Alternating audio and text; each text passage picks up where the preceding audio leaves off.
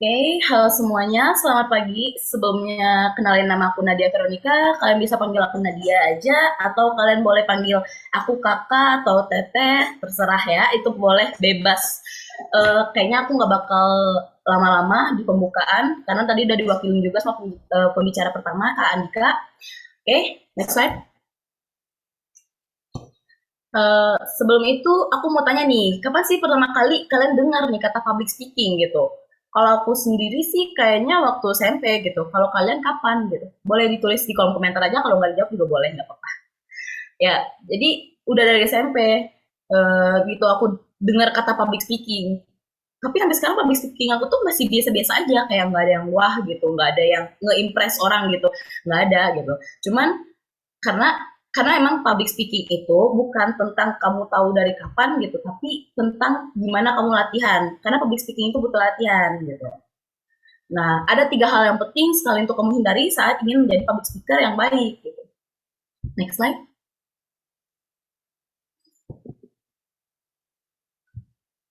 Nah, oke, sebelum mulai aku mau cerita nih. Emang kalian tahu nggak sih gimana sih public speaker yang baik itu? Emang ada bedanya public speaker yang baik dan public speaker yang nggak baik gitu? Ya jelas ada gitu. Sebelum itu aku pengen cerita ke kalian. Mau dengerin cerita aku nggak? Oke, aku anggap aja ada yang jawab iya dan enggak gitu. Tapi udah aku pengen cerita gitu. Jadi dulu tuh pernah sekitaran 4 sampai 5 tahun yang lalu gitu kayaknya pas kelas 2 SMA. Jadi aku tuh kayak cewek-cewek yang pemalu tapi random gitu, nggak jelas gitu. Nah, pas aku tuh dulunya karena pemalu banget gitu, aku ngomong depan teman-teman di kelas aja aku nggak berani gitu, kayak bisa meriang gitu. Gimana maksudnya meriang di sini kayak ngegambarinnya kayak tangan aku tuh bisa dingin, gemeteran, perut aku bisa sakit gitu, pipi aku bisa merah banget gitu. Nah, karena aku kayak gitu, gimana ya? Aku tuh ngalamin yang namanya gejala demam panggung gitu. Nah, suatu hari gitu kan aku disuruh tampil buat penampilan kelas di hadapan satu sekolah. Jadi SMA aku tuh ada yang namanya English Day setiap hari Jumat. Di sini anak kelas aku tuh nggak ada yang mau maju buat penampilan debat sama anak-anak kelas lainnya. Sampai akhirnya mereka diskusi dan aku diutus sama dua temen yang lain gitu. Gimana cara jelasinnya? Sebenarnya public speaking aku nggak bagus, English speaking aku nggak bagus gitu. Tapi mereka cuma bilang ya nilai lu lebih tinggi pada gua gitu, lu aja yang maju gitu. Gitu. Kebetulan aku emang belum pernah maju juga, akhirnya aku terpaksa deh maju gitu. Panik gitu, tapi ya udahlah, udah besok juga gitu. Besoknya bener nih, tubuh aku tuh mulai nih gejala-gejala yang tadi, tangan dingin, muka panas gitu. Tapi aku paksain tetap tampil, ya you know, aku buat kekacauan dengan ngomong terbata-bata pas tampil gitu. Selain itu aku tuh juga kayak terdiam selama 1 menit gitu. Bayangin kalau diem depan umum rame gitu, sama 1 menit sampai 2 menitan gitu bakal awkward banget gitu. Itu singkat cerita aku yang dulu gitu. Pemalu banget, tapi aslinya nggak sepemalu itu gitu. Cuman lebih tepatnya aku tuh malu pas tampil depan umum gitu. Dan jujur aja aku masih kayak gitu sampai sekarang. Kalau kalian lihat mungkin nggak terlalu ya. Tapi kalau kalian pegang tangan aku sekarang dingin banget, bakal speechless sih, sedingin apa gitu. Tapi gejala-gejala demam publik yang aku rasain ini nggak boleh jadi halangan juga buat aku untuk lulus tepat waktu. Aku nggak mau nilai aku nggak ada gitu, jadi aku harus tetap gitu tampil walaupun sebenarnya aku grogi banget. Nah, oke, next slide.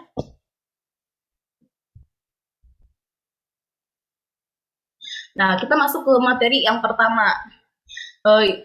Dulu pas aku SMA walaupun udah mau tampil aku nggak nyiapin apa-apa, emang kayak materi dan apa-apa yang ingin aku sampai itu nggak ada, sampai aku terbata-bata, mulai panik, grogi, bisa dibilang demam panggung atau fear stage itu munculnya karena kita tuh nggak siap gitu untuk tampil. Nah, tentunya ini nggak mau ya, sesuatu yang ingin kalian hindari, maaf. Kalian hindari gitu, yaitu tidak menyiapkan pematerian. Karena saat kamu nggak memiliki persiapan yang matang, kamu hanya akan rugi gitu. Kayak kamu lupa materi, kamu bakal mulai terbata-bata dan materi yang kamu sampaikan nggak kesampaian gitu, waktu kamu habis gitu. Selain itu audiens kamu bakal hilang fokus karena kamu kebanyakan a i u e o nya gitu kan, mereka bakal apa sih ini speakernya kenapa sih gitu gitu. Next slide. Nah, gini, jadi dari dulu sampai sekarang pas public speaking itu aku selalu nyediain yang namanya script kasar. ya kayak poin-poin gitu yang ingin aku sampaikan gitu kan, karena materi itu public speaking itu sama kayak ngegambar. Kalian tahu kalau pas kita ngegambar itu we start from doodles and sketches, kita bikin coret-coretan dulu baru nanti jadi gambar yang sempurna. Nah mungkin coretan-coretan pertama untuk public speaking kalian bisa coret-coret untuk nyari judul. Nah kedua habis itu kalian bikin buat main poinnya, udah habis kalian dapat main poinnya mungkin kalian coret-coret lagi dapat jabarin terus main poin yang tadi. Nah, abis kalian udah kalian jabarin, kayak ngegambar, kalau di gambar kita finishingnya mewarnain.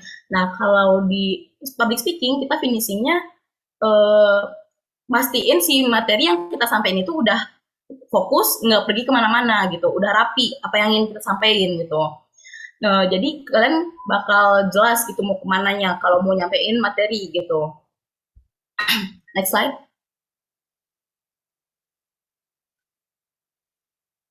Nah, ini kebanyakan kita tuh sering ngebaca slide kan. Karena aku dari dulu tuh sampai sekarang kalau bikin PPT ya simple aja kayak gini. Isinya tuh kayak cuman poin-poin apa yang mau aku sampein gitu. Karena kalau aku ngeliat slide juga kayak nggak guna gitu. Karena isinya cuman poin itu doang. Aku harus ngomong apa gitu nggak ada kan. Jadi mending kalau mau bikin PowerPoint atau slide gitu, slide presentasi itu gunain untuk ngebantu kamu nginget si poin-poin pentingnya aja. Jangan untuk ngebantu kamu tampil gitu, tapi ngebantu si audiens kamu untuk memvisualisasikan apa yang lagi kamu bicarain gitu. Misalnya kayak kamu ngomongin apa, kamu tampilin deh gambarnya gitu kan, untuk membantu gitu. Karena kalau misalnya kamu baca si slide-nya terlalu sering gitu kan, si audiensnya itu bakal bosen gitu, bakal boring gitu, karena mereka tuh dapat informasi itu jadi dua kali gitu, verbal dan visual, bakal bikin audiens kamu capek karena mendapatkan informasinya itu secara dua kali gitu dalam waktu bersamaan. Nah, next slide. Oh, ini. Nah, iya tuh jaga jaga fokus audiens itu ke kamu bukan ke slide karena yang ngebawain acara itu, ngebawain presentasinya itu kan kamu, bukan si orang lain, bukan si presentasinya sendiri gitu, bukan si slide-nya sendiri gitu.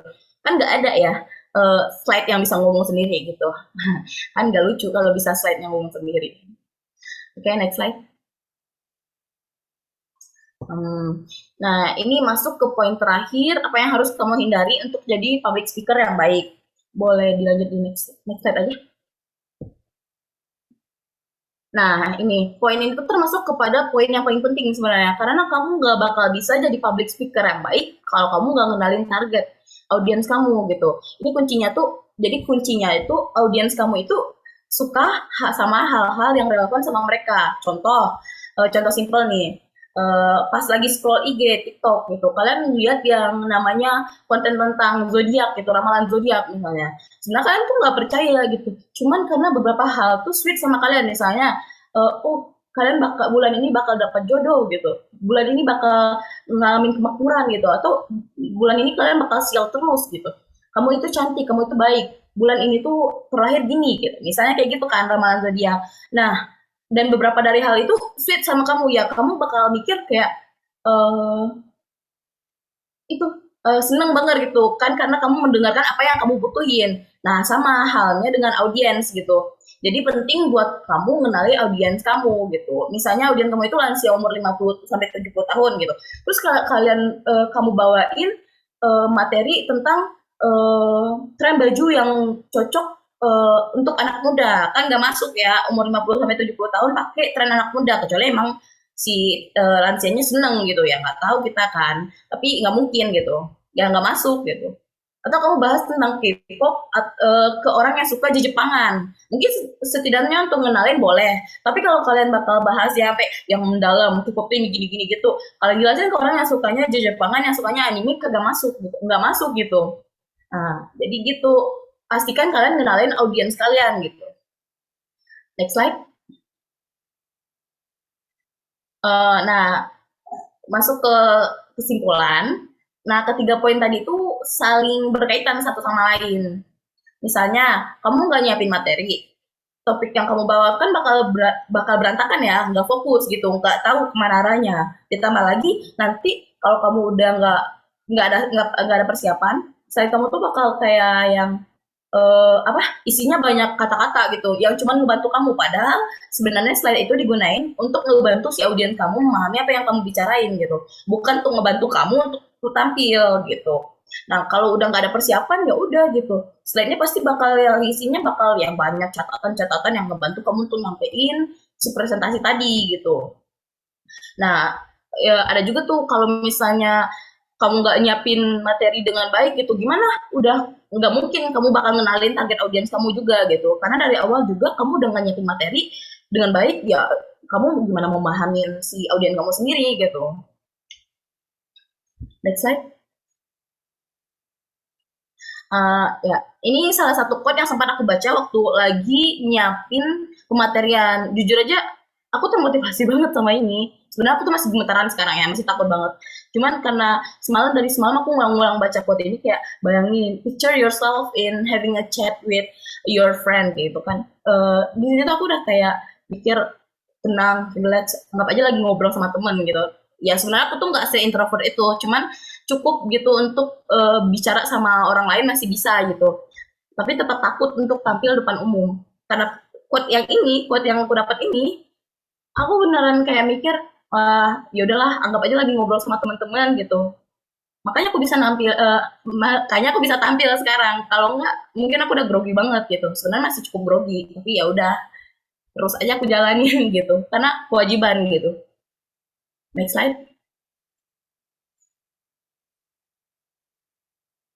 Oke, mungkin sekian dari aku, akhir dari presentasi aku kali ini. Aku kembaliin lagi ke co-host. Terima kasih. Oke, terima kasih Kak Nadia atas pemateriannya. Boleh dikasih tepuk tangannya dong? Nah, itulah materi dari pembicara kedua kita. Gimana? Seru kan materinya? Kita barusan melihat 3 hal yang harus kita hindari nih kalau ingin jadi public speaker yang baik. Nah, bagi teman-teman yang ingin bertanya atau menanggapi materi barusan, boleh nih langsung raise hand atau tulis pertanyaannya di chat box nih. Ayo, siapa yang ingin bertanya? Boleh nih, ada dari Kak Raden Roro lagi nih. Boleh silahkan langsung pertanyaannya. Oke, terima kasih Kak Ilham. Oke, untuk pertanyaannya ke Kak Nadia Veronica. Aku pengen nanya nih, tadi keep audience attention gitu. So here's the questions gitu. To keep audience attention is not just about material to sweep the audience gitu, but it's all about how we brought the material, how about we brought the story, how about we brought the topic gitu.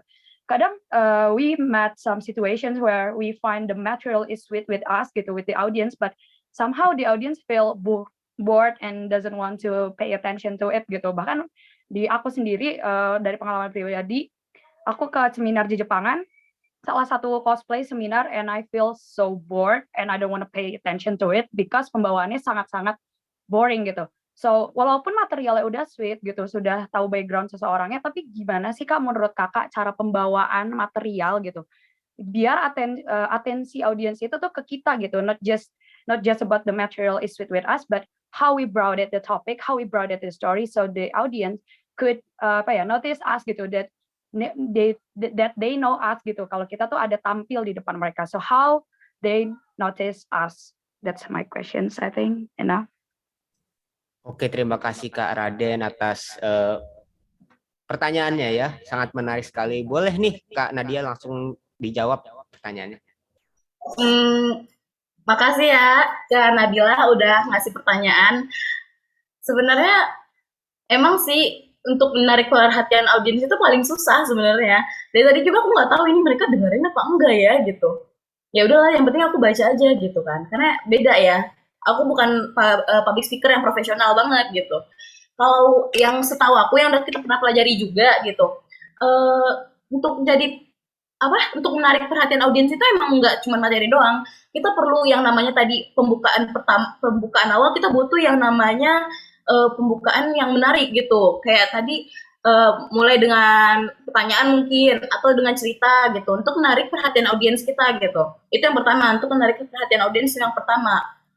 Kalau yang kedua mungkin kayak taruh sebentar ya, maaf. Nah, mungkin kalau nggak narik perhatiannya mereka dari awal, mungkin mereka bakal bosen gitu. Mungkin kalian bisa tampilin komedi, humor gitu yang tadi disampaikan pembicara pertama juga gitu untuk pertama gitu. Untuk menjaga attention mereka selama pematerian, mungkin itu bisa selang-selingin dengan pertanyaan, sampaikan pertanyaan ke mereka gitu, yang buat mereka tetap fokus ke kita gitu. Pasti kalau mereka butuh materi yang kita sampaikan gitu, pasti mereka bakal dengerin kita juga. Mungkin sekian. Oke, terima kasih Kak Nadia atas jawabannya. Gimana Kak Nabila atas jawabannya? Cukup Kak, terima kasih. Oke, cukup. Oke, bagi kalian yang ingin bertanya lagi atas materi Kak Nadia ini, boleh silahkan. Dari teman-teman pemateri juga boleh nih bertanya nih.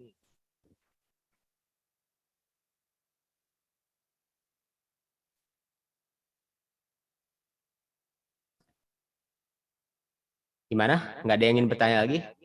Kalau gitu, waktunya juga sudah mepet. Kita beralih ke pemateri ketiga ya.